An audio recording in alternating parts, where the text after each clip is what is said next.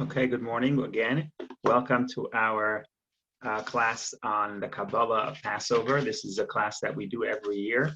So some of the things that we're going to talk about today, some of the meditations, many of us have already heard. The purpose of this class, more than to share new information, is also to help make time to internalize these ideas. Typically, when you go to a class or you go to a lecture, you want to learn something new. But holiday in Judaism is about a spiritual experience.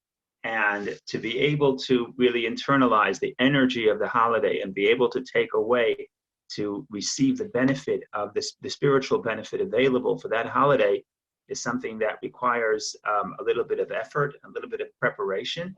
And that's why we get together before the holiday and we think about the teachings of the Kabbalah and Hasidic philosophy about the holiday, because the purpose, again, is to think, to celebrate the holiday, but also to internalize its messages. We always say that Judaism doesn't really believe in anniversaries, in the sense that we don't believe that we're celebrating something that happened in the past.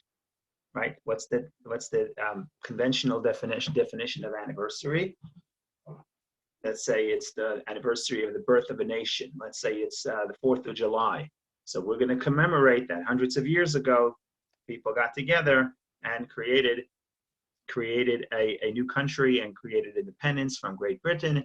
And because they did so, we're reaping the benefit, and we can sit and grill and drink beer. So that's a wonderful thing. But Judaism is much more than. In Judaism, a holiday is much more than that. It's not just a commemoration of the past, but in reality, it is really a recreation of that same energy. So, for example, Passover is the holiday of freedom. That's when the Jewish people achieve freedom. So Judaism would teach that on the night of Passover, specifically the first night of Passover, but also throughout the entire holiday of Passover, we are able to tap into the same energy that was available for our ancestors over 3,300 years ago and allowed them to achieve freedom. We can, on this night, if we follow the mitzvah, we follow the commandments, we follow the practices of Judaism, then we are able to tap in to the message, to the energy of freedom, and doing so allows us to internalize the concept of freedom and bring freedom to our own life. So this is a general introduction about what a holiday is in general. And now we're going to start thinking about what is the concept of the Exodus and what is freedom and why freedom is so important, and why we need to, how we're supposed to, what is the roadmap, what are the tools to achieve freedom, both the physical freedom, but also spiritual freedom. So we have, the journey begins. So the first thing I want to say is that, I said this in the past, you heard me saying this before, is that Judaism is a religion that is obsessed with the Exodus from Egypt. We have Passover, which is a holiday to commemorate the Exodus. If you look at, that's one holiday. If you look at the other two biblical holidays, Sukkot and Shavuot. So why do we sit in the sukkah? We sit in the sukkah to commemorate the fact that God placed us in huts on the way out of Egypt. The giving of the Torah is connected to the story of the Exodus, as we will explain. So therefore, when we talk about in the liturgy of the holidays, we keep saying Zecher Yitziat Mitzrayim. All the holidays are a commemoration of the Exodus of Egypt. So at least 3 holidays a year, we celebrate the Exodus. But it doesn't end there. We continue to talk about the Exodus every single Shabbat. Why do we rest on the 7th day of the week? So there are 2 reasons given in the Torah. In Exodus, the Torah says we rest on the 7th day of the week because God created the world in 6 days, and on the 7th day he rested. But in Deuteronomy, when Moshe repeats the 10 Commandments, Moshe says, You should rest on the seventh day to remember that you were slaves in the land of Egypt, and God took us out of the land of Egypt, and therefore we should rest on the seventh day. Meaning to say that the concept of freedom, the concept of the ability to rest, we only get that because God took us out of Egypt. And hence, every Shabbat, when we sanctify the day on the Kiddush, on the cup of glass of wine, we say, Zecher li'yitziat Mitzrayim. So we say Shabbat is a commemoration of the Exodus. So far we have 3 holidays plus approximately 52 Shabbatot, 52 Shabbatot, where we celebrate days of Shabbat, where we commemorate the Exodus. That's not either enough. There's a commandment to commemorate the Exodus from the land of Egypt every single day. In fact, it's really twice a day. We talked about in the Haggadah talks about it. Is the mitzvah only every day, or every night as well? The bottom line is the halacha, the ruling is that every day, twice a day, we're supposed to commemorate, once in the morning, once at night. We're supposed to commemorate the Exodus. Not commemorate, but mention the Exodus. And that's why in the third paragraph of the Shema, we say, I am the Lord your God who took you out of the land of Egypt. We want to commemorate the Exodus. So the question, of course, is why are we so obsessed with the Exodus? You know, once a year to make a celebration on our Independence Day, on the day we became a free people, that's a wonderful thing to make a weekend. If you can make a long weekend, it's even better, especially if the weather is nice. Passover is in April. It's supposed to be nice. I'm still waiting for the weather to improve. I'm still waiting for the sun to come out. But in any case, Passover is a wonderful commemoration to remember our independence, to remember the concept of freedom. But then the question becomes, why the obsession? Why do we keep mentioning it? Every holiday, every Shabbat, every day, not only once a day, but twice a day. What's happening here? So the Kabbalistic interpretation is that indeed, if Egypt is only a place on the map that we had to leave 3,300 years ago, then it would be unreasonable to say that you have to spend so much of your energy commemorating this one-time event. However, if there is a spiritual if there is a spiritual Egypt, then it's very important to think about Egypt every day. Why is that? Because every day we are in an Egypt. When I wake up in the morning, I'm in an Egypt. And the task of the day is to break free of the Egypt of that day. And that's why it's continuous. And that's why it's every day and twice a day. Because this is our number one challenge. If you wanted to think about what's the most general challenge we have, and everybody has, you have to get out of Egypt. So to understand this, we have to define what is a spiritual Egypt. So the Hebrew word for Egypt is Mitzrayim, which literally means constraints, straits, limitations. So now everybody, if you're limited, if you're human, if you're finite, you have a limitation. The limitation is how kind you are, how wise you are, how much energy you have, whatever it may be, your intelligence, your emotion, everybody is limited. Now, Egypt means that I'm trapped in my limitation. The exodus of Egypt means that every day I am able to step one step out of my limitation, beyond what I was yesterday. And if I am able to go beyond what I was yesterday, I'm a free person. If I cannot, if I'm trapped by my past experiences, then I'm stuck in Egypt. Now, Egypt, limitation, it doesn't necessarily mean I'm in a bad place. The Kabbalah explains that there is unholy Egypt. I'm trapped by negativity. There are negative things in my life holding me back. That's one type of Egypt. But that's not the only type of Egypt. There are other types of Egypt, and that is, for example, if there could be what the Kabbalah calls an holy Egypt. Holy Egypt means I'm in the realm of holiness. I'm a good person. I do good things. I study Torah. I do mitzvot. I help other people. But I'm limited. I'm in a state of stagnation. I stay the same every day, and I'm not growing. If I'm not growing, I'm in an Egypt. I'm not in a terrible Egypt. I'm not in an Egypt of unholiness. I'm in the Egypt of holiness, but I am still limited. I'm limited by my past self. I'm limited by my past experiences. I'm limited by my comfort zone, and I don't want to go I don't want to go beyond. I don't want to go beyond what I'm comfortable with, and that is the definition of Egypt. And therefore, every day I need to go out of Egypt. However, at the night of the Exodus is really the time where the energy of freedom is available for the whole year. So if I go to the Seder and I eat the matzah, physically, I literally eat the matzah, and we'll talk about how matzah has the properties of allowing me to experience the freedom. But then I eat it, I internalize it, it becomes part of me. Now I tapped into the energy of freedom, and now every day of the year, I am able to take a little bit of that energy of Passover and break out of my Mitzrayim, break out of my limitation. So now, when we think about the Exodus in this light, then the Seder is a very serious matter. It's not just a commemoration of the past. It's not just getting together and eating a few crackers and eating grandma's gefilte fish recipe.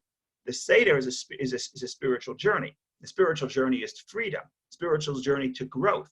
So the tool to growth for the whole year comes from the night of Passover, and that's why we're here together to explore. Now that we define what Egypt is, we have to figure out what is the Pharaoh, what's my oppressor, and more importantly, what is the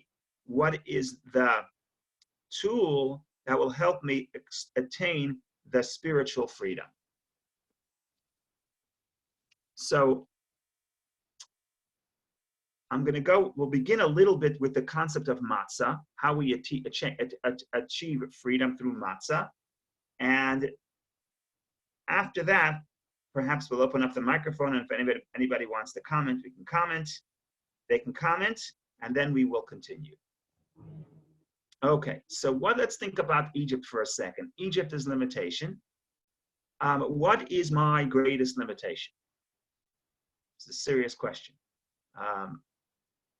I don't know if I want to answer it on the phone, but I have to ask myself this question. What is my greatest limitation? If I ask my children or my wife, they will tell me, but if you ask them, they will tell you, but I'm not sure I want to talk about it. But in any case, I have to ask myself, what is my greatest limitation? And of course, everybody has a different limitation, but in some sense, what all limitations have in common is that underlying this limitation is the concept of the feeling of self, or the feeling of the ego.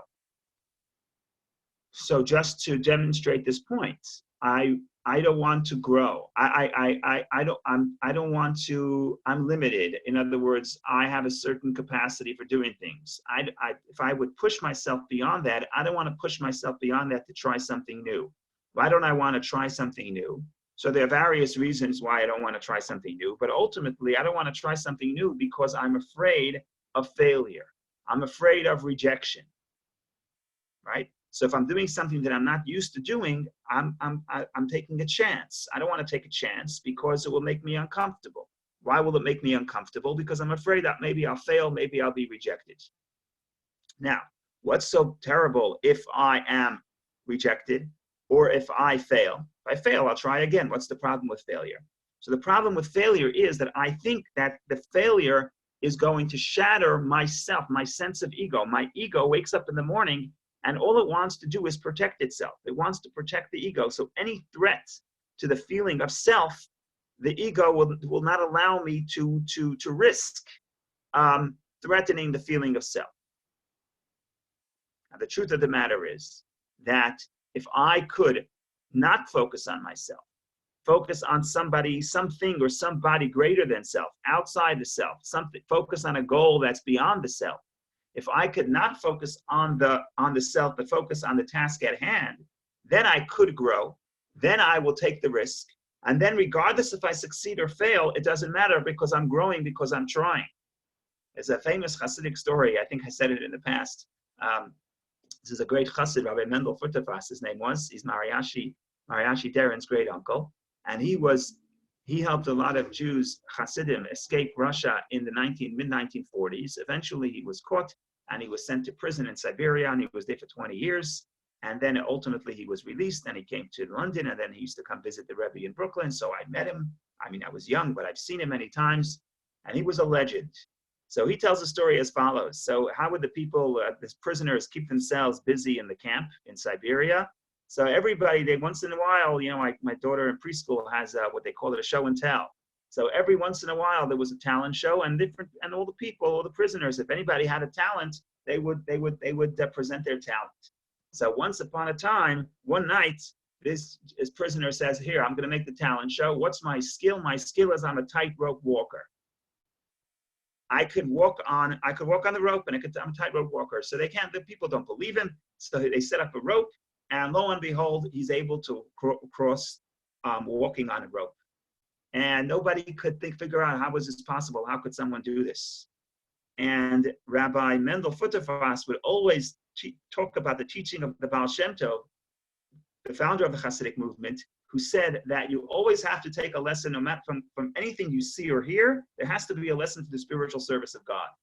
So Rabbi Mendel Futterfass would say the story, and he would say, "So I'm thinking, what can I learn from this story?" So finally, they asked this tightrope walker. They say, "How do you do this? What's the secret?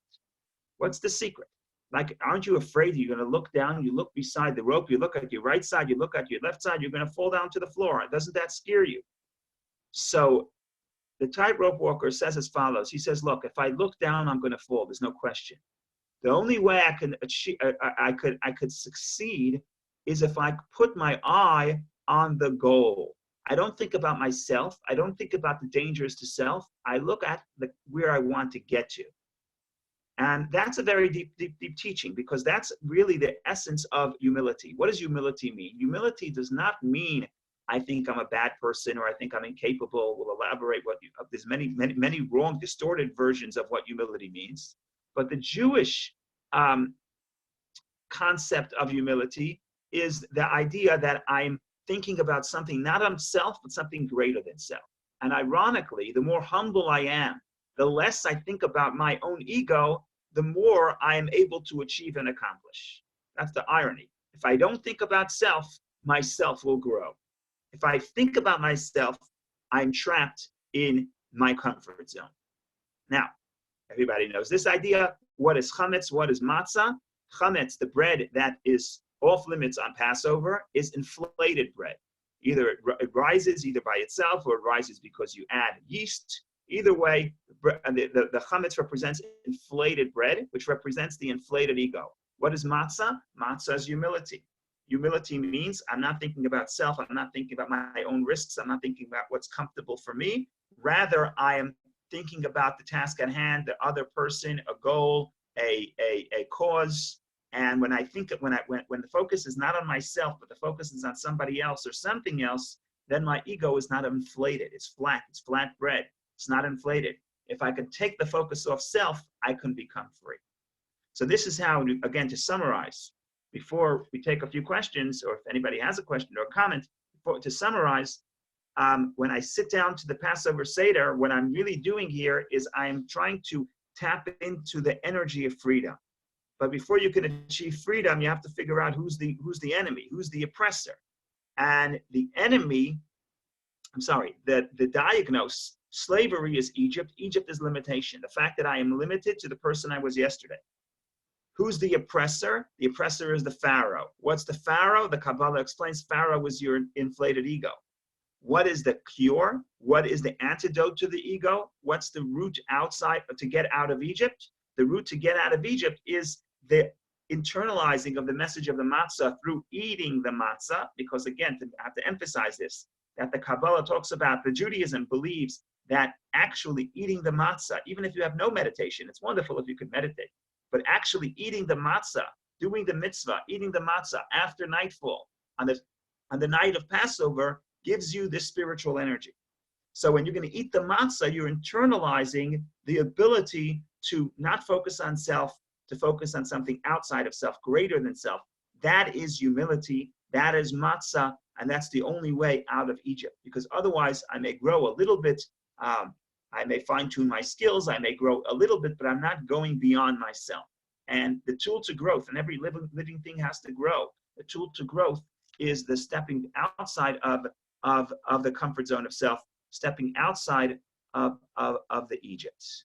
So if anybody I'm going to open it up. I'm going to open up the floor. I'm unmuting. If anybody wants to make a comment, that's wonderful. Otherwise, we continue. Rabbi, things that Yes. the congruent path, the mindfulness, meditation, where before you can things, you have to sort of pull away from what you're in. And that's how mindfulness tie in so well with leaving the narrow place, leaving your self-obsession. The step one is just to step back and see that you're doing it. You have to recognize that you're doing it before you can do anything about it. And what do you think? Yeah, I think that part of it is leaving Egypt part of leaving Egypt is and we'll talk about this hopefully if we have time. Part of leaving Egypt is the recognition that I am in Egypt and I have to leave. Right? The problem with with someone who's enslaved is that they don't always realize that they're enslaved. The problem with someone who's trapped in their own negative circumstances psychologically is that they think this is normal. So the first step is to realize that I am in Egypt. And the Passover Seder actually offers some tools to do that, as we will discuss. Part of it is the maror, the bitter herbs, a person to be able to move forward and go beyond the self. I have to be uncomfortable with Egypt. If my prison is too comfortable, then I don't want to leave. So the concept of moving away is important. In other words, being willing to separate from the past is an important one. But we'll get to that. Rabbi. Yes. Can you address how Moshe represented that humility in his own personal leadership style? Okay, so I'll take a minute or two and talk about Moshe. What do we know about Moshe? What do we know about why he was chosen to be the most important Jewish leader ever and the greatest prophet ever? So we could talk about Moshe for literally at least an hour on a good day. In other words, it's easy to Moshe. There's so much to say. But let's talk about the credentials that the Torah tells you about Moshe. Okay? The Torah says as follows: "Va'ish Moshe anav me'od mikol ha'adam asher pnei ha'adama." The man Moshe was the humblest of men, more than anybody else on the face of the earth. So Moshe represents humility. Because he's so humble, therefore he can be the prophet. Therefore, he's the one who inspires the people to freedom. Now, again, what is humility? Humility is not necessarily what we think about when we think about the English word, which is I'm nothing, I'm not great, someone else is better than me. Humility is the ability to think about something outside the self and greater than self. And therefore, if you mentioned where do we see this in Moshe's own life? If you look at Moshe's own life, the way it's described in the Torah, there are a few stories that the Torah describes before Moshe is chosen, before God tells Moshe to go and take the people out of Egypt. And what all those stories have in common is Moshe is putting someone else before himself. He sees pain in somebody else, he intervenes. Moshe is free because he's not trapped in his own ego. He can see the plight of others. So Moshe is someone who internalizes the concept of humility, and therefore he is able to bring about the freedom and the redemption. Thank you, Rabbi.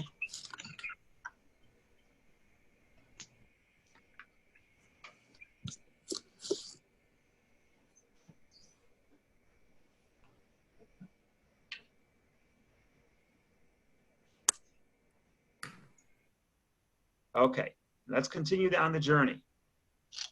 So if we're going to continue talking about the matzah. So matzah is humility. Why is matzah humility? Because matzah is flat. It's not inflated. And we want to think about how this concept of humility gets us to freedom. So I'll tell you what I say every year. I'll say it again, not because it's so, not because you don't know it, but because it's important. It's easier said than done. We want to try to internalize something the concept of freedom and of humility. So, for example, another example of what matzah is in real life. So let's say we have a relationship, and I am I am I value this relationship very much. However, it's inevitable. Eventually, at some point, there's going to be some degree of conflict, and I'm going to say something to you that that is offensive, and you will say something to me that is offensive, and eventually, ultimately we get into this distance of pain and separation between us. And I would like to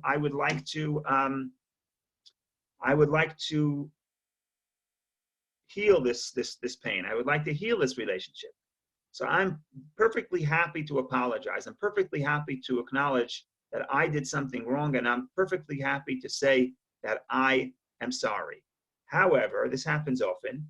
I want to say I'm sorry. I'm willing to say I'm sorry. I'm just prepared to do so. As soon as you apologize to me, I will be happy to apologize to you. In other words, I want to take the humble step of coming up to you, confronting you, and telling you that this relationship you are important to me, and I'm distressed by the fact that I offended you, and I want to apologize, but I'm afraid to do so because I am not humble enough. I'm afraid that if I apologize, my sense of self, my ego will be shattered. And therefore, to protect the ego, once more, I don't apologize. And what happens is I'm now stuck in my little limitation. So there is a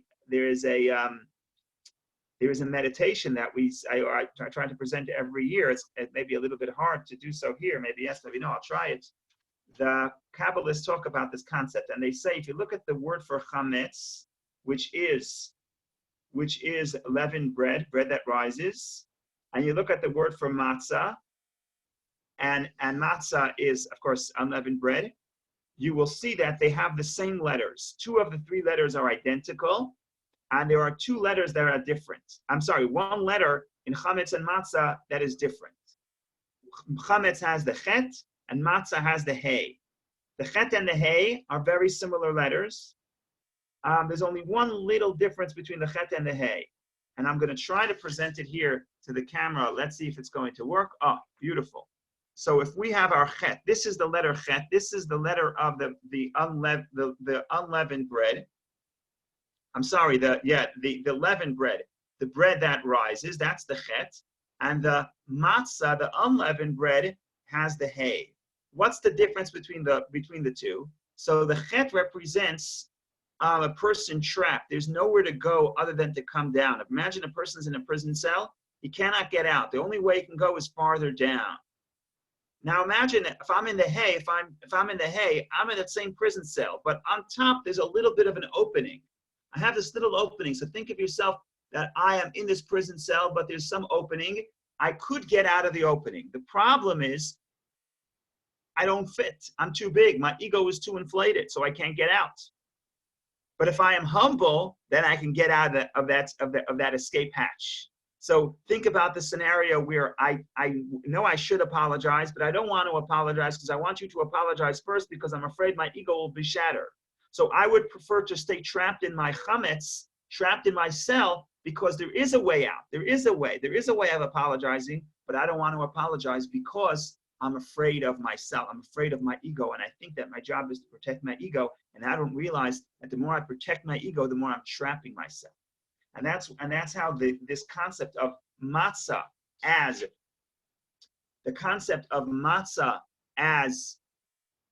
humility and as freedom is actually embedded in the Hebrew letters of the word chametz and matzah, where 2 of the letters are the same. They only diverge in the chet and the hay, and like you saw, the chet and the hay are very similar.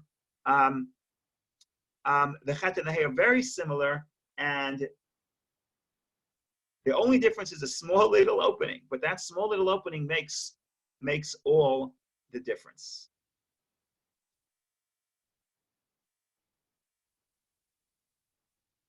Now we want to do at least one more point about the matzah, and then maybe we could continue. So another point about the matzah is that the Zohar, which is one of the primary works of the Kabbalah, the Zohar says that matzah is the bread of faith. which is Aramaic for the bread of faith. And the Zohar teaches that if you eat matzah on the night of Passover, then you're actually internalizing faith. Some people struggle with faith. Some people in their life, especially when things are difficult, like the situation we're in now, some people, they have trouble maintaining peace of mind because the worries take over. And having faith is actually a great gift, but it's not easy always to achieve the state of faith. And how to exercise faith is a serious question, and it's not always so easy. But what does help for faith, it says the Kabbalah, is if you eat matzah on the night of Passover, you're strengthening your faith. What is the connection between matzah and faith? It's not just the concept of belief. If you look at the actual story, you will see that there's a serious connection between matzah and faith. And what is that? Why do we eat matzah? So we eat matzah according to the Haggadah, according to the Torah. We eat matzah because the Jewish people were in Egypt, and at the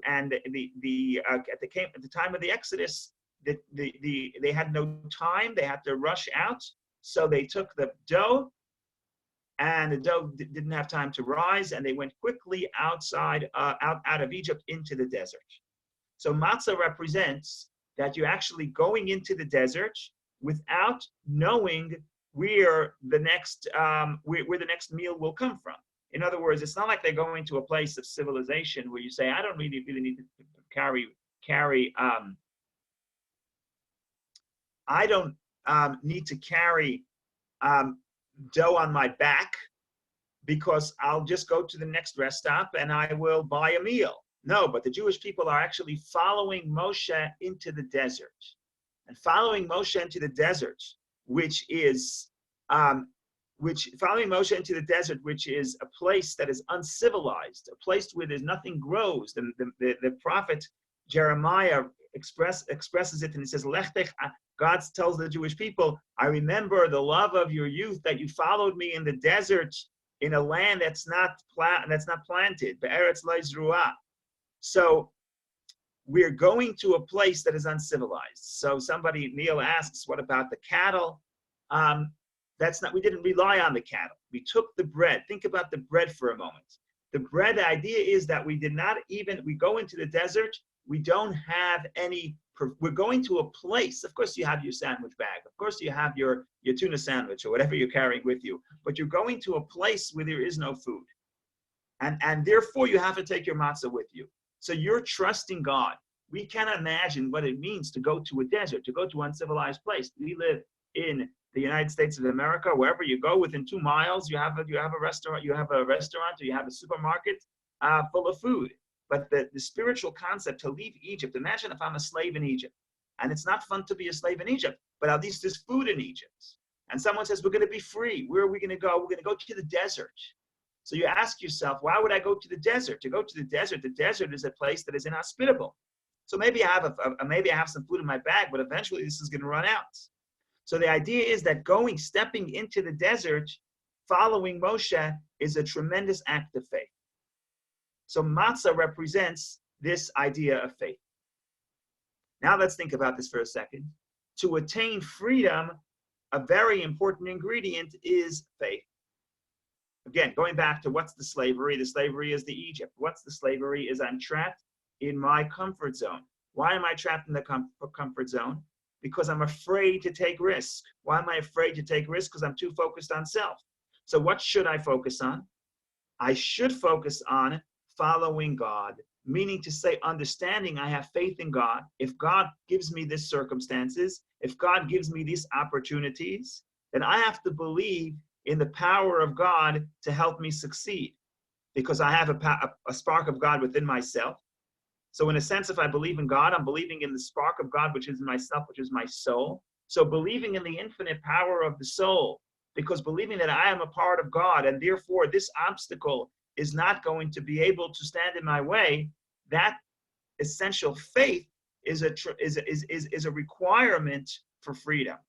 So freedom needs humility, but freedom also needs faith.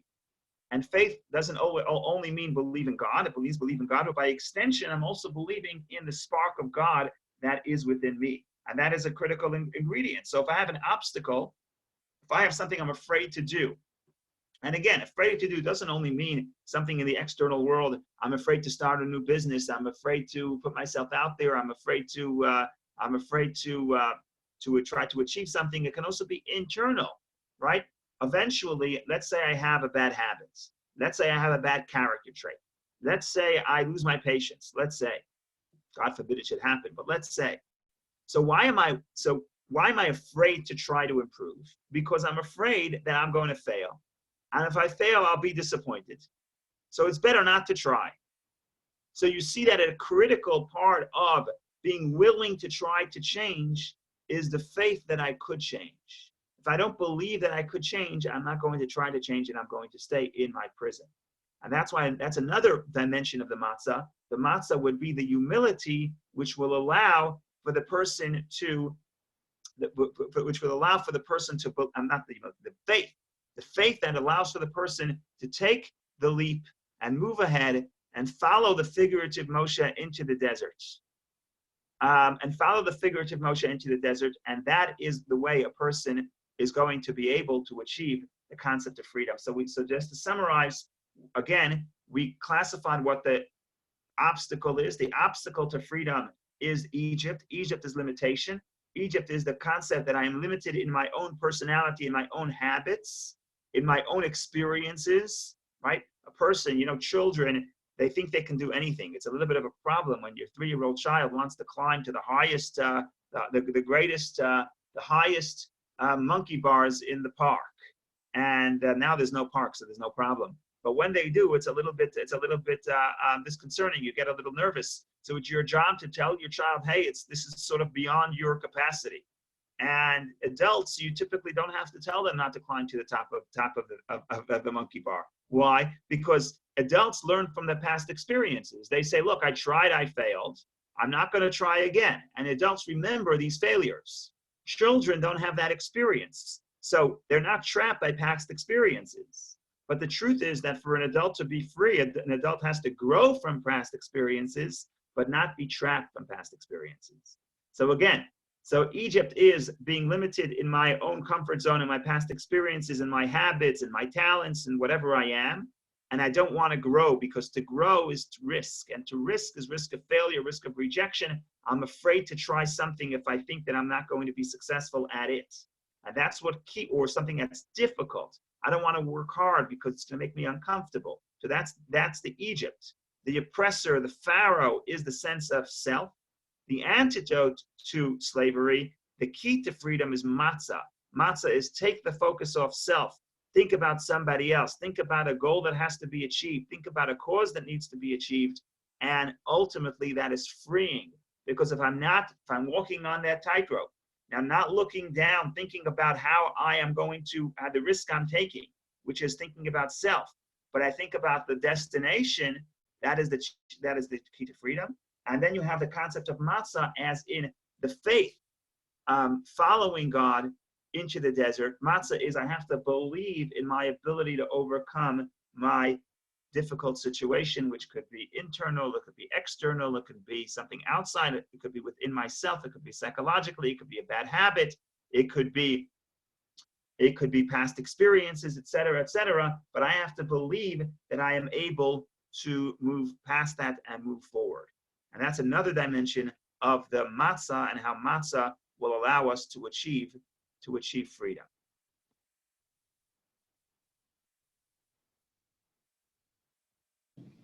Okay, so I think I hit unmute. If anybody wants to make a comment and either agree, or even better if you disagree, and even better if you challenge, then that would be wonderful. Otherwise, we continue on our journey to the Kabbalah of Passover. I have a quick question, Rabbi. Yes. What's the difference between regular matzah and Schmira matzah, and why is it better for us to be eating that matzah? So Schmira matzah is okay, this is another whole discussion, but Schmira matzah is the matzah that we make. In other words, we want to make sure that there was literally Schmira means guarded. Guarded matzah means that there was a special supervision over the flour that the flour should not touch water before the baking process begins. If it does, if water does touch, if some moist touches the flour before the baking process begins, then there is a risk that it would be chametz, it would be not kosher for Passover. So specifically when it comes to the concept of, when it comes to the first night, all Pesach, you could just eat any matzah. But the first night, we want to make sure that we're eating the matzah that is Schmira, it's guarded, it's also handmade. Remember, we want to have the same experience as our ancestors. We want to recreate that energy. And therefore, we want to eat the same matzah that they ate, which is meaning it's handmade. And also, we do it with the strictest supervision to make sure that there is no shred of ego left, and there is absolutely no possibility for the leavened bread, for the chametz. So if we want the spiritual energy of matzah, it's preferable to eat, at least at the night of the Seder, at least one piece of Shmura matzah if possible. If not, you can fulfill it with regular matzah as well. Throughout the rest of Passover, you can eat regular matzah as well.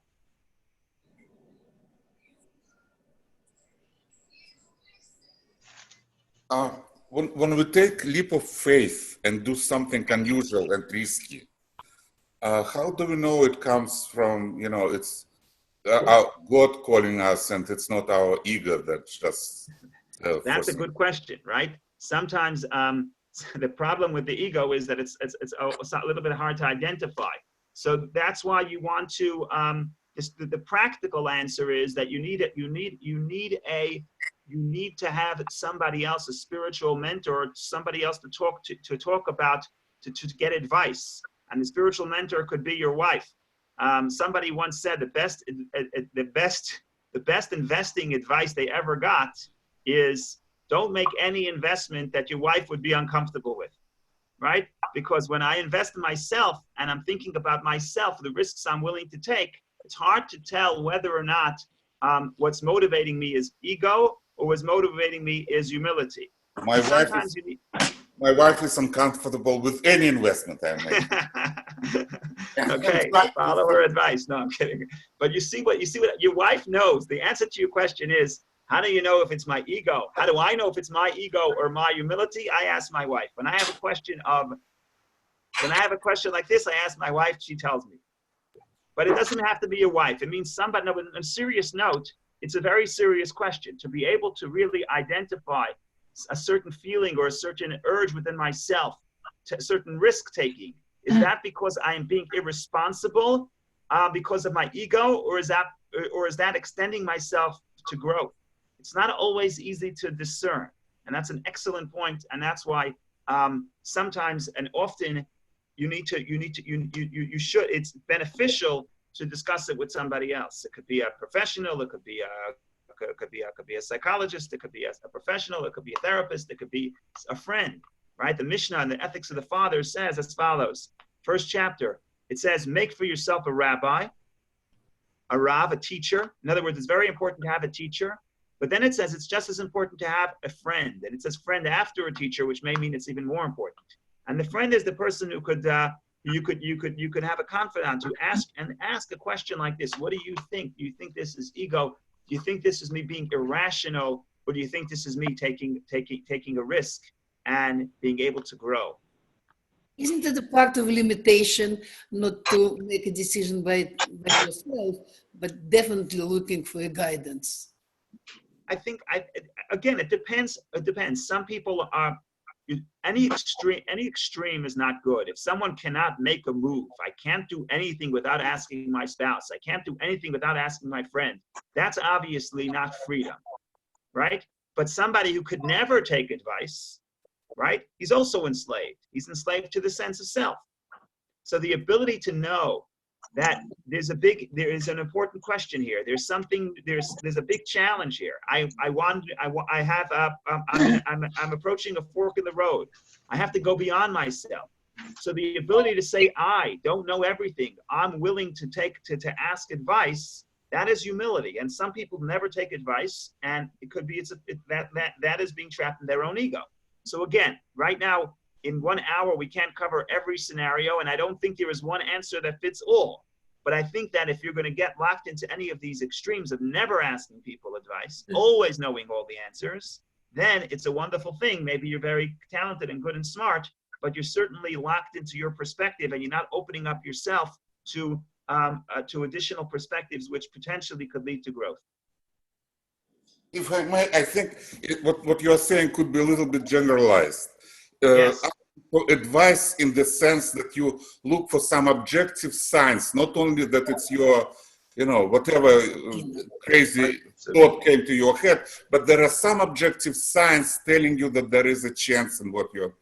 It could be advice. That is good. That is good. But again, sometimes that is good. Yes, if you can have, yes, you're looking for objectivity. The opposite of ego is objectivity. Sometimes, if there are no exact signs, right? Sometimes, if I'm in a fork in the road and I have to go right or left, and I have no chance, I have no ability to stand where I am, and I have to make a decision, and I don't have objective measures. So sometimes, asking somebody else what that does for me, it's the other person is more objective about my life than myself, right? I know myself better, but I'm not more objective, right? So sometimes the other person could be more objective, but I agree that objectivity is the goal. The ego sometimes covers over this objectivity. Sometimes okay, yeah, that's for this topic. Again, we can go on and on because these are very important discussions, but there's so much to talk about. Hopefully, maybe next week we will do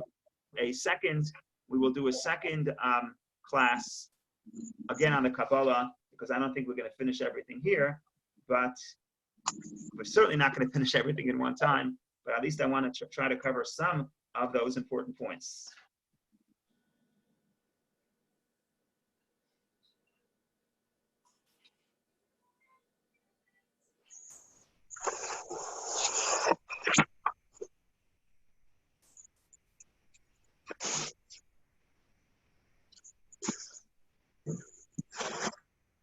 Okay, so again, we're not going to be able to cover everything, but I want to touch upon another important ingredient of the night of Passover, and that is the idea of the 4 cups of wine.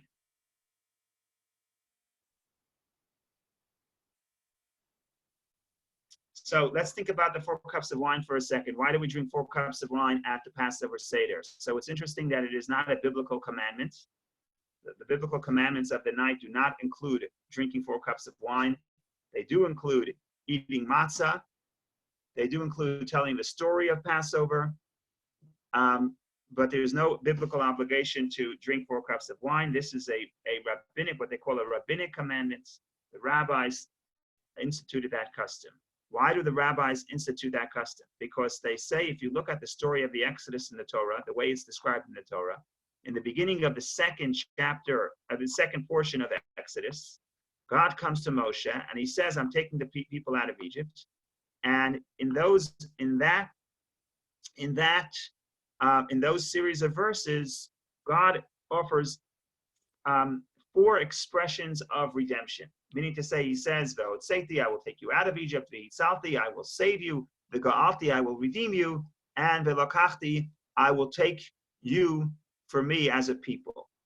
And we don't have time to get into exactly what the 4 expressions represent, but every expression is another step of the freedom.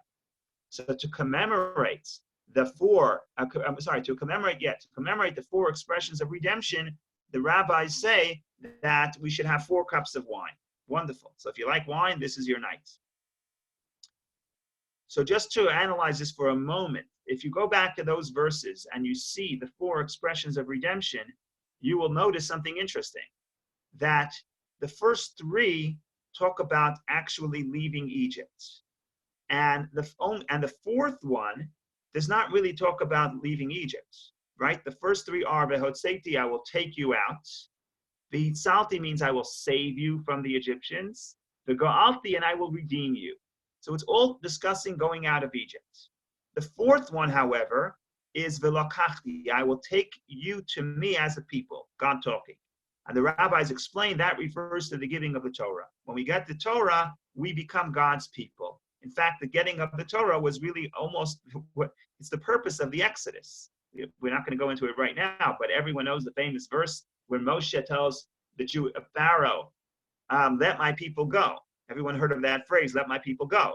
But not everybody focuses on the rest of the verse. The verse says, Moshe tells Pharaoh, let my people go, so they shall serve me in the desert, which refers to getting the Torah at Sinai. So getting the Torah at Sinai is the fourth expression of redemption. So I ask you, why does getting the Torah at Sinai have anything to do with freedom, right? We talk about 4 expressions of redemption, but in reality, there are only 3 expressions of redemption. So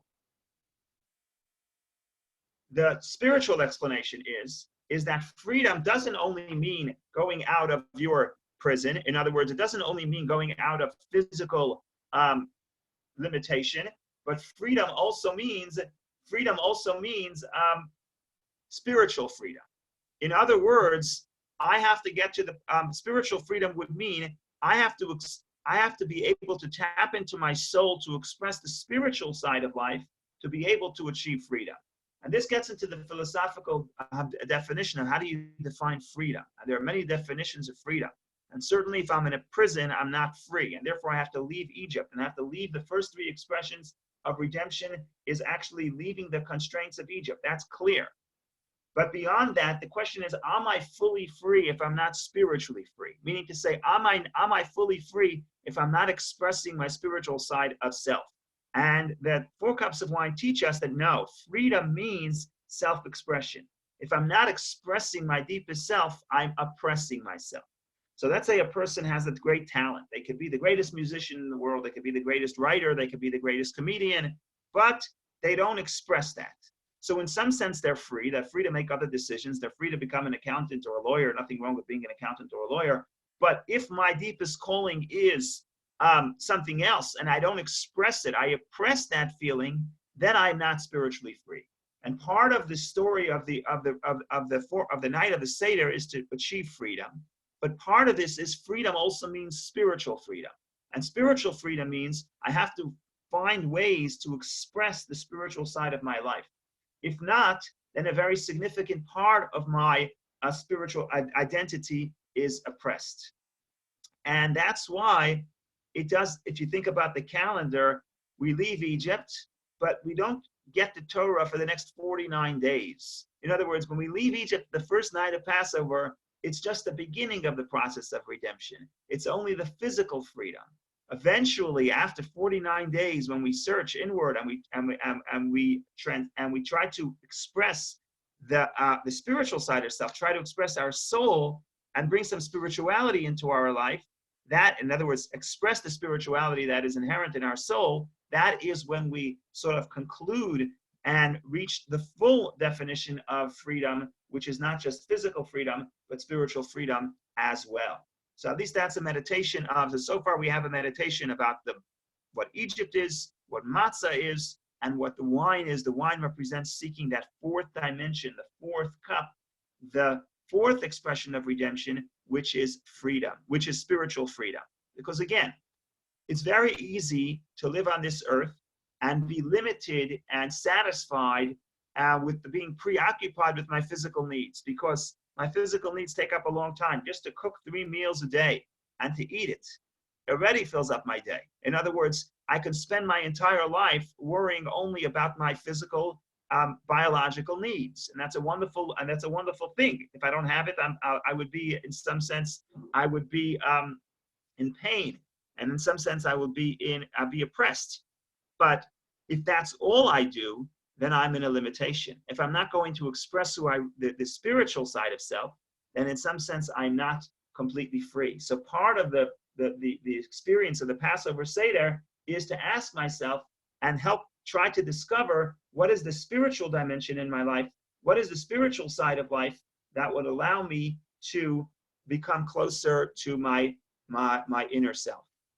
So I think that would be it for today. I'm going to open up the floor for a few questions, and then I think I'm going to maybe run through a list of, I prepared a list, if I can get to it. I prepared a list of of meditations, in other words, things to think about throughout the Seder. Unfortunately, I can't share it to you in person because we're not sitting together, but maybe I'll read it very quickly and run by it. And if you want it, you can reach out to me and I could email it to you. But in the meantime, if anybody wants to make a comment or a suggestion or a question or a protest, that's true freedom. That it's not, you don't have to accept everything I'm saying. You can actually protest. So here we go. Floor is yours. I have a quick question, not directly related to what you were saying, if I might. Jews were His question. very developed nation. Got one funeral put to a small town in Georgia when nobody knew about coronavirus. It destroyed the community. Just an extraordinary story.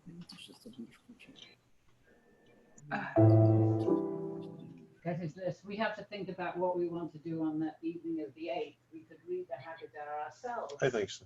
We could just sit and read it ourselves. That's what we'll do. I'd rather do that.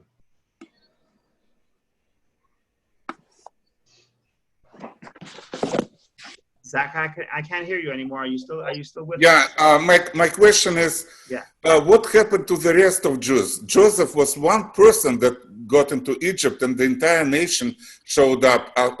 We are not talking about the rest of the Jews. What happened to them? So if you follow the story, that's somewhat related to what we're discussing. If you follow the story, slavery doesn't happen in one day. It's a process. So Joseph is in Egypt, and Joseph is the leader and he's a successful guy, and he's leading to Egypt.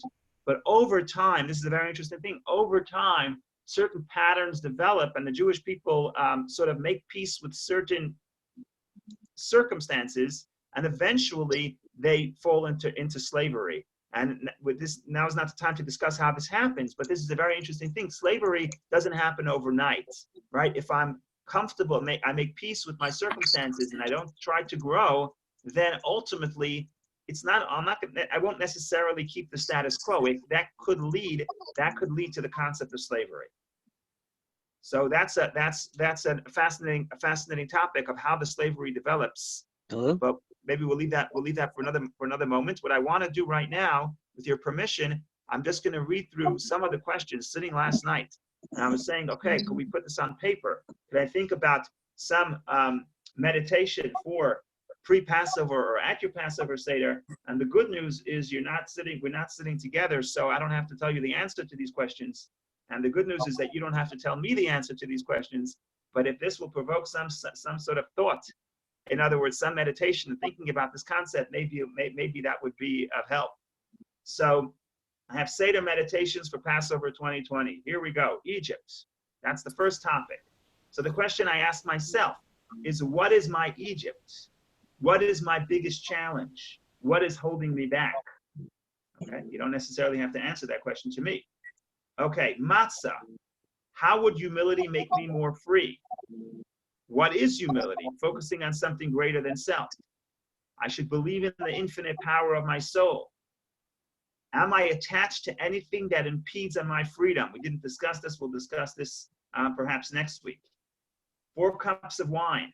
I should find a time to dedicate time for the 4th cup, the spiritual dimension of life, which frees me from being trapped by the material.